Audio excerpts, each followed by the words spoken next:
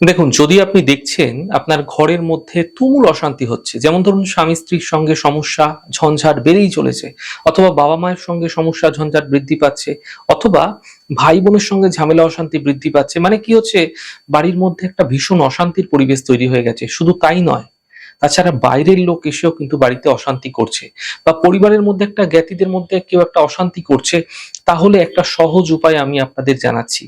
অশান্ত মহলটাকে সর্বদা শান্ত করে রাখতে হবে, নচেত ঘরের মধ্যে কিন্তু দরিদ্রতা চলে আসে, রাহুর উপদ্রব বৃদ্ধি পেয়ে থাকে।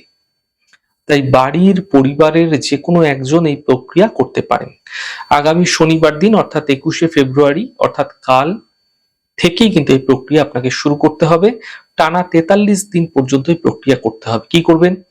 একটি পেতলের প্রদীপের মধ্যে অথবা কোনো মাটির প্রদীপের মধ্যে কর্পূরের তেল দ্বারা আপনারা প্রদীপ প্রজ্বলন করবেন। পেতলের প্রদীপ থাকলে অত্যন্ত ভালো, নচেত মাটির প্রদীপেও করা যাবে। একটি তেজপাতার মধ্যে আপনারা কি করবেন, আপনার পরিবারে যে ঝঞ্ঝাট হচ্ছে, সমস্যা হচ্ছে, সেই সমস্যার কথাগুলি সংক্ষেপে সহজভাবে আপনারা একটি লাল কালির কলম দ্বারা তেজপাতার চকচকে দিকটিতে লিখে ফেলুন, এবং সেখান থেকে যেন মুক্তি পাওয়া যায় সেই কথাও আপনারা সাধারণ কলম কালি দিয়ে লিখে লিখে নিন একবারে লাল লাল কালি দিয়ে। সেই তেজপাতাটিকে সেই প্রদীপের শিখার আগুনে জ্বালিয়ে দিন।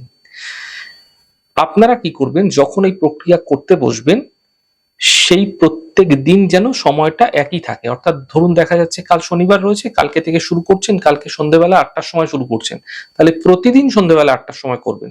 আপনারা 43 দিন এই প্রক্রিয়া করুন, আপনারা নিজেরাই দেখতে পাবেন চমৎকার ভাবে আপনার গৃহে যে ঝঞ্ঝাট সমস্যা ক্রমাগত লেগেছিল তা কিন্তু ধীরে ধীরে দূর হয়ে যাবে। মাথায় রাখবেন, এই প্রক্রিয়া কাল থেকেই শুরু করবেন। ঈশ্বরের উপর আস্থা রেখে, ভরসা রেখে, বিশ্বাস রেখে করুন এবং ধৈর্য সহকারে করুন, অবশ্যই সুফল মিলবে।